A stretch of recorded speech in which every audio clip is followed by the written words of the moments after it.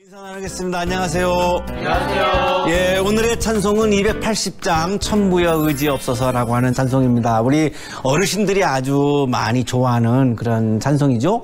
그 이유는 오음계여서 그렇습니다. 우리 음악이 원래 오음계가 많거든요. 그래서 시골에 있는 할머니들이 이거 부르면서 울고 하는 걸 저 참 어릴 때부터 많이 봤습니다.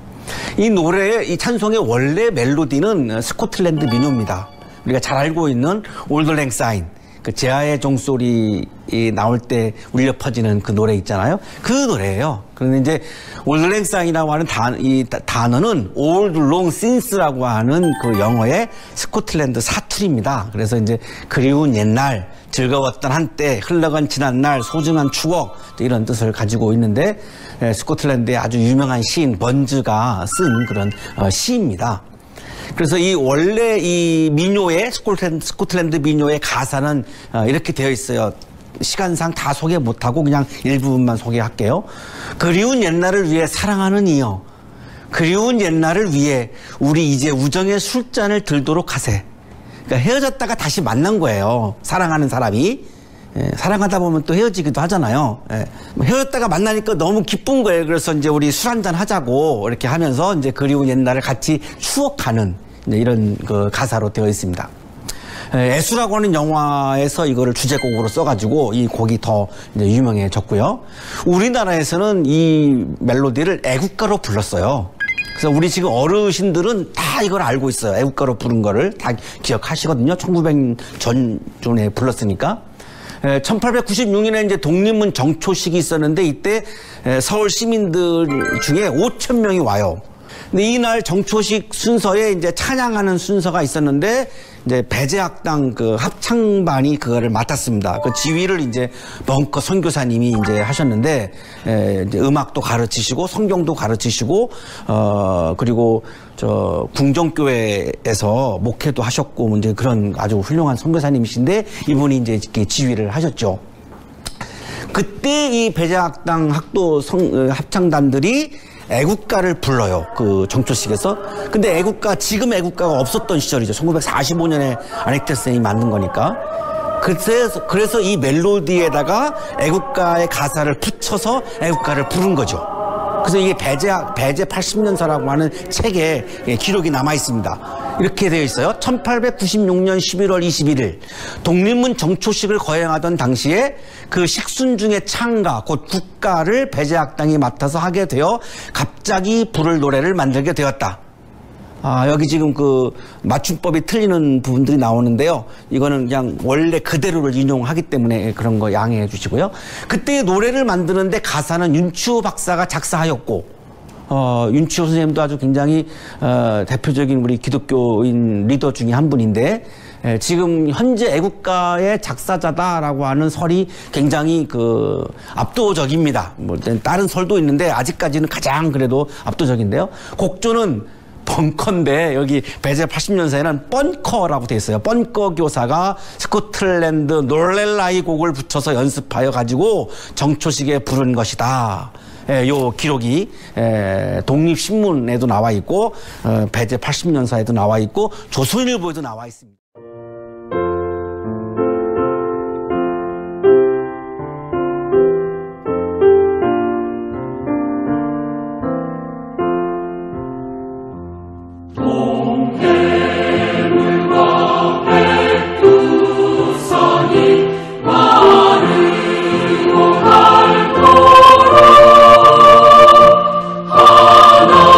하나님이 보호하사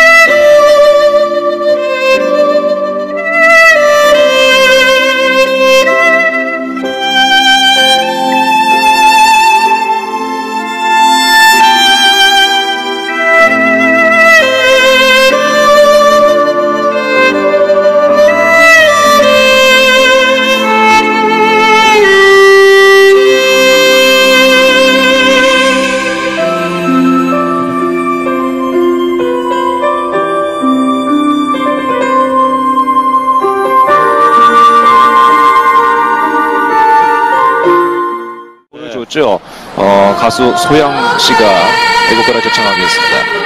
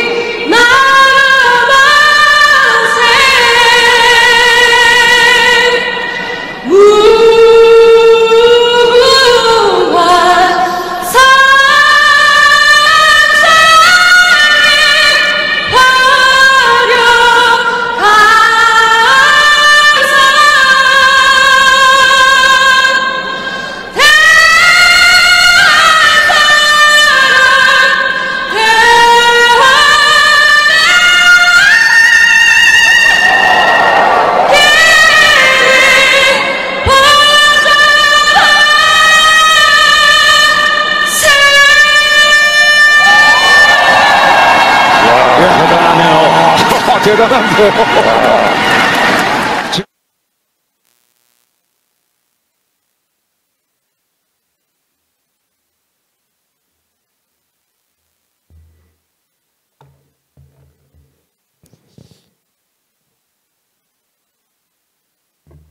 대한민국이 독립하면서 또 전쟁을 맞이하고 폐허가 되어진 가운데서 이렇게 세계 가운데 우뚝 설 수 있었던 것은 물론 온 민족의 힘이지만은 그 힘의 중심에는 기독교 지도자가 있었다는 사실입니다. 그리고 예국가를 통해서도 보듯이 하나님이 보호하사 우리나라 만세. 우리 아이들의 교과서에는 분명히 하느님이라고 되어 있습니다. 그러나 오늘 불려진 예국가는 다 똑똑하게 하나님으로 고백하고 있습니다. 처음에 만들어질 때도 하나님이었습니다. 그러나 천주교에서는 천주교 성경에는 하느님이라고 되어 있습니다. 물론 천주교의 하느님과 기독교의 하나님은 같은 하나님입니다. 그러나 일반 세상적인 관점에서 볼 때 하느님은 그냥 하늘의 신입니다. 아마 그래서 사람들이 예국가에 있는 그 하나님을 바꾸자고 하지 않는지도 모르겠습니다. 그들이 하느님으로 바꾸고 지금까지 올 수 있었는지도 모르겠습니다. 그러나 소양은 원래 가수가 아니었어요. CCM 가수였어요. 찬양하는 이었습니다. 그렇게 하다가 우연히 세상에 소개되어지고 유명한 가수가 되어지고 미국에서도 초청되어져서 미국 국가를 부를 정도로 아주 유명한 가수가 되어졌습니다. 소양이 콘서트 할 때 가보면은 소름이 돋는데요. 너무 은혜롭게 잘 부르잖아요. 바이올린을 연주했던 박지혜 우리 교회도 한번 왔었잖아요. 그냥 바이올린 소리로 하는 것이 아니라 그 온몸으로 표현하고 있잖아요. 온 표정이 하나님을 찬양하고 있잖아요. 저는 드럼 치는 사람 드럼 칠 때 찬양해야 되고요. 키보드 칠 때 찬양해야 되고요. 기타 칠 때 다 찬양해야 됩니다. 자기의 온 마음을 다해서 표정을 다해서 하나님을 높일 수 있다라면 좋겠습니다. 수많은 사람들 앞에 하나님이 보호하사 그렇게 고백했던 것처럼 우리의 신앙의 모습 속에서도 마찬가지입니다. 여러분들이 삶의 터전에 나가면 여러분은 사람들이 어떻게 알고 있습니까? 나를 목사로 알고 있습니까?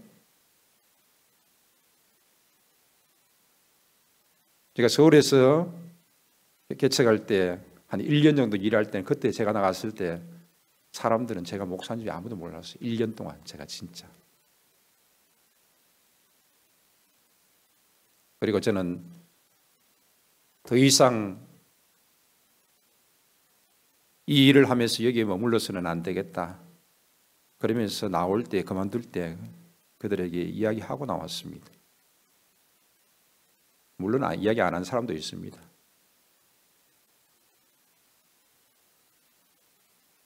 여러분들은 여러분의 삶의 터전에서 여러분들은 어떻게 소개되어지고 있습니까?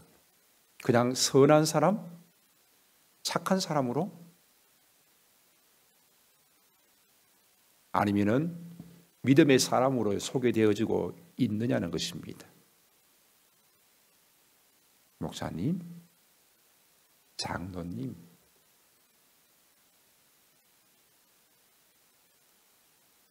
그리고 우리 집사님들 중에서는 안수 집사님들이 계십니다. 저는 안수 집사입니다. 권사입니다. 저는 집사입니다. 과연 이렇게 소개되어지면서 믿음의 고백을 하면서 믿음의 삶을 살아가기를 원하십니까? 아니면은 내가 믿음의 사람이라는 사실을 숨기는 것이 훨씬 더 편합니까? 하나님을 믿는 사람이라는 것이 불편합니까?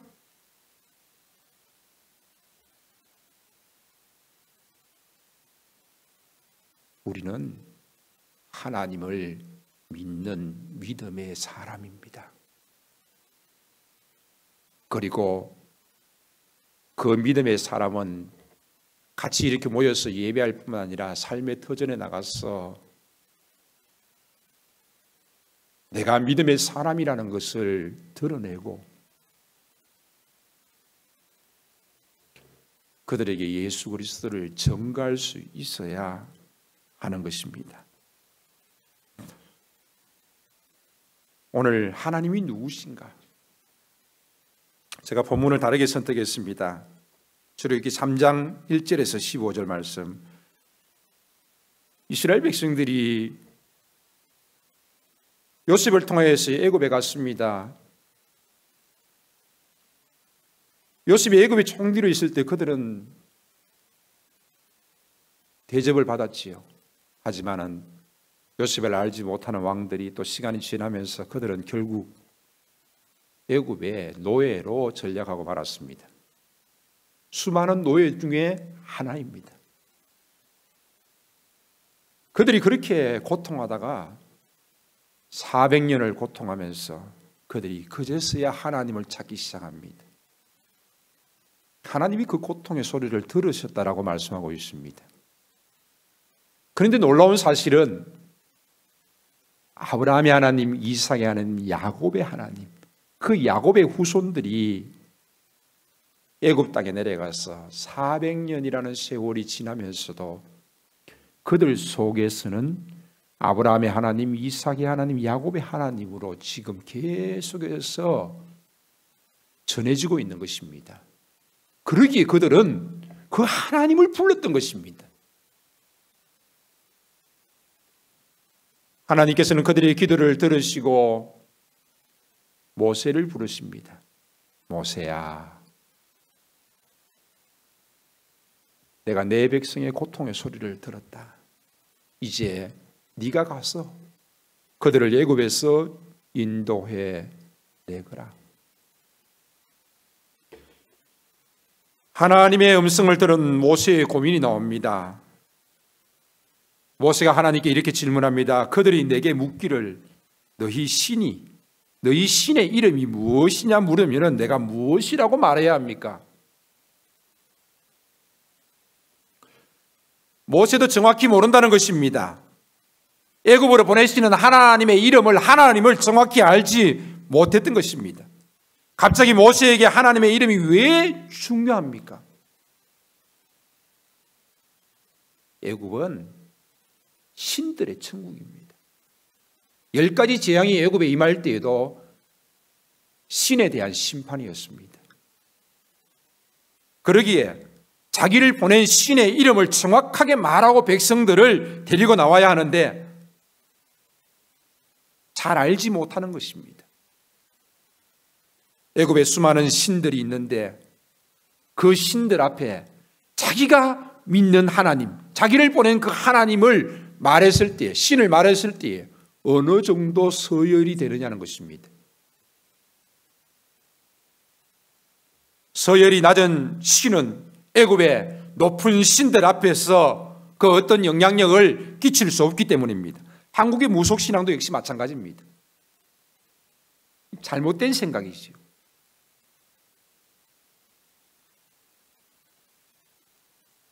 하지만 모세가 신의 이름을 찾는 진짜 이유는 바로 그 신의 이름을 앞세우고 자신은 뒤에 숨기를 원했던 것입니다.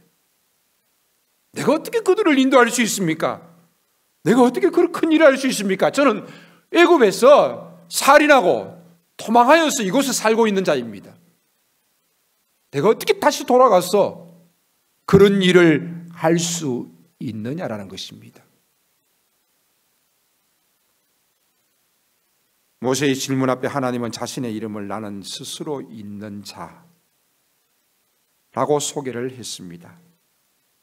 하나님의 이름을 소개받은 모세는 어떤 생각이 들었을까요? 스스로 있는 자? 즉 그 누구도 그의 존재를 증명해 줄 수 없는 신? 이 스스로 있는 자, 그 신을 애굽에 말한다는 것이 모세에게 있어서는 참으로 어처구니 없는 일입니다. 스스로 있는 자, 그 신은 바로 야훼, 히브리인들의 신입니다. 즉 애굽의 노예들의 신이 아닙니까? 누가 이 히브리인들의 신의 권위를 믿고 모세의 말을 듣고 노예를 보내주겠습니까? 이름도 분명하지 않은 신을 앞세우고 애굽의 노예 중에 하나인 히브리인들의 신이라고 하면은 애굽에서 살인하고 도망갔다가 돌아온 자신을 어떻게 보겠습니까? 13절에 보니까 너희의 조상의 하나님이 나를 보내셨다 하면 그들이 묻기를 그의 이름이 무엇이냐 이렇게 말했지요. 너희의 조상의 하나님입니다. 하나님은 모세에게 있어서 새로운 하나님이 아니라 조상의 하나님입니다. 즉 아브라함의 하나님, 이삭의 하나님, 야곱의 하나님이심을 확인시켜 주고 계시는 것입니다. 그러면은 하나님은 아브라함의 하나님이 되시고 이삭의 하나님이 되시고 야곱의 하나님만 되시는 것입니까? 왜 이것을 이야기하고 있습니까? 바로 이것은 아브라함의 하나님이 그의 아들의 하나님이 되었고 그의 아들의 하나님이 그의 아들의 하나님이 되었다는 것입니다. 신앙이 3대까지 전수되어졌다는 것입니다. 그 3대가 하나님의 이름을 부른다는 것입니다. 그 3대가 하나님의 이름을 부른다는 것은 그들이 400년이 지난 이후에도 하나님의 이름을 부르고 있습니다.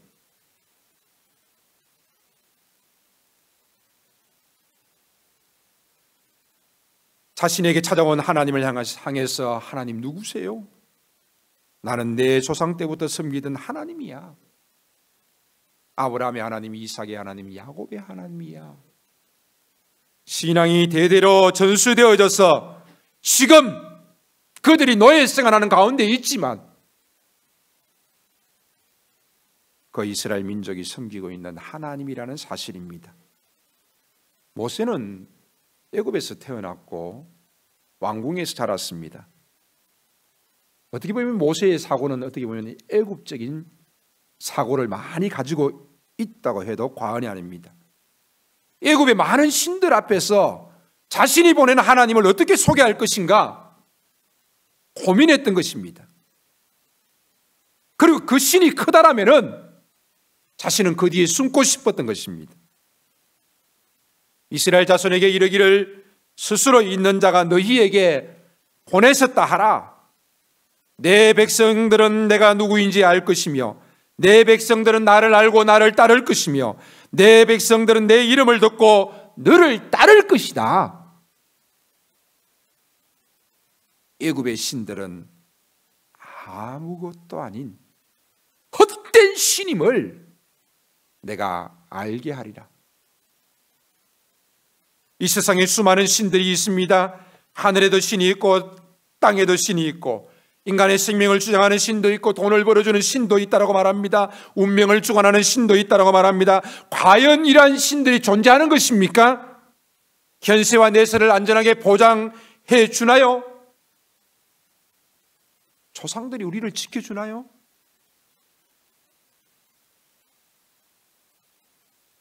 하나님의 이름 외에는 그 어떤 신도 존재하지 않을 뿐 아니라 그 어떤 신들의 이름은 다 거짓입니다. 하나님의 이름 외에 존재하는 신들의 이름은 모두 사탄의 다른 이름입니다. 그러면 우리가 믿는 하나님은 어떤 하나님입니까? 사도신경에서 가장 간단하게 설명해 주고 있습니다. 전능하사 천지를 만드신 하나님 아버지를 내가 믿사오며, 우리가 이렇게 고백했습니다. 그분은 전능하신 분이십니다. 창조주십니다. 우리의 아버지가 되십니다.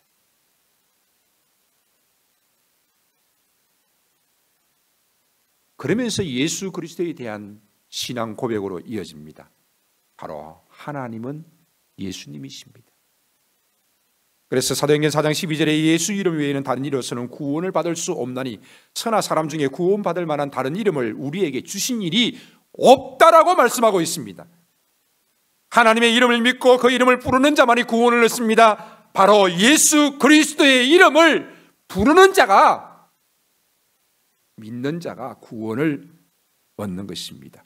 하나님이 우리에게 주신 이름은 바로 예수 그리스도입니다.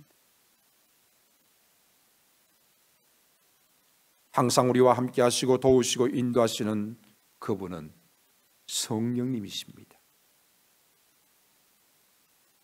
그 이름을 믿고 따르는 자는 하나님의 자녀요 하나님의 백성입니다. 우리는 믿고 구원 얻는 것뿐만 아니라 우리의 삶 가운데 하나님의 이름을 높여야 하는 것입니다. 세상에서도 통할 수 있는 믿음의 사람이 되어야 되지 않겠습니까? 직장에서도 통할 수 있는 믿음의 사람이 되어야 되지 않겠습니까? 그저 선한 사람으로 인식되어지고 일 잘하는 사람으로 인식되기를 원하십니까? 왜 저 사람이 선한지, 왜 저 사람이 저렇게 성실한지, 역시 믿는 사람은 어디가 달라도 달라. 믿음의 사람의 모습으로 살아가면서 하나님이 누구신지 우리가 삶을 통하여서 나타낼 수 있다라면 좋겠습니다.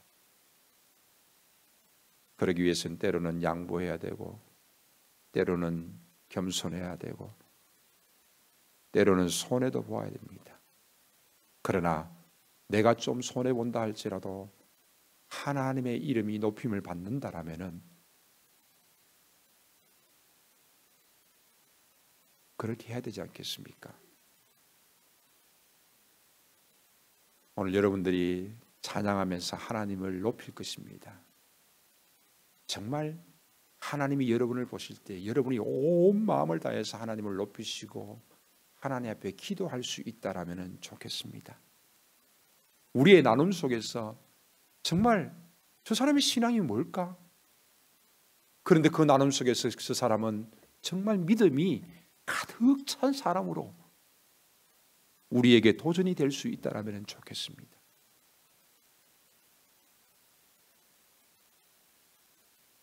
제가 지난번에 한번 아주 강하게 말씀드렸죠. 오후에 참석하셔서 함께 하자고요.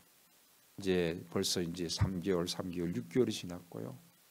이제 다시 대물림 사모가 오늘부터 시작되어집니다. 오늘부터 역시 마찬가지 마음을 새롭게 하시고 또 잘 참석하시고, 우리 자녀들이 1년 잘 마치고 2년, 3년, 4년, 6년 잘 마치고 부모가 되었어도 계속해서 말씀 가운데 설 때에 우리 자녀들과 함께 설 수 있다라면 좋겠습니다. 그로 인하여서 하나님을 나타낼 수 있다라면 좋겠습니다. 이렇게 간곡히 여러분에게 부탁하는데 여러분들이 이 부탁을 거절한다라면 무슨 하나님의 말씀을 믿고 따른다라고 자녀들에게 보여줄 수 있겠습니까? 말할 수 있겠습니까? 오늘도 함께 하시고 또 그리고 여러분들이 서로서로 나의 연약함을 고백하고 나와 함께 하신 하나님을 높이고 또 우리의 삶 속에서 하나님의 영광이 드러날 수 있다라면 좋겠습니다. 기도하겠습니다.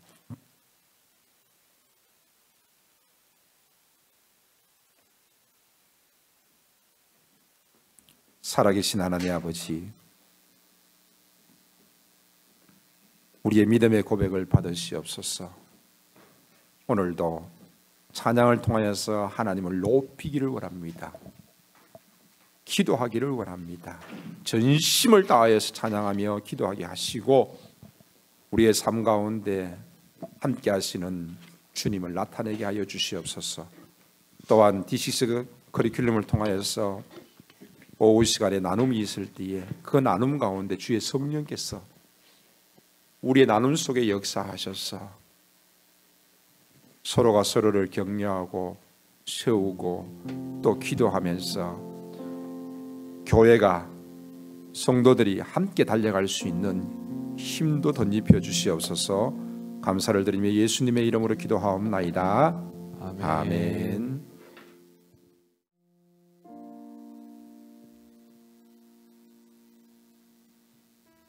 주 예수 그리스도의 은혜와 하나님 아버지의 무한하신 사랑하심과 성령 하나님이 함께 하시고 도우시며 인도하시고 교통하시는 역사가 하나님의 이름을 높이며 주어진 삶 속에서 더욱더 주님을 찬양하기를 원하는 주의 사랑하는 모든 권속들 가운데 우리 자녀들 머리 위에 그들의 앞날 가운데 풍성한 교회와 D6 모든 사역 위에 이제로부터 영원토록 함께 있을지어다. 아멘.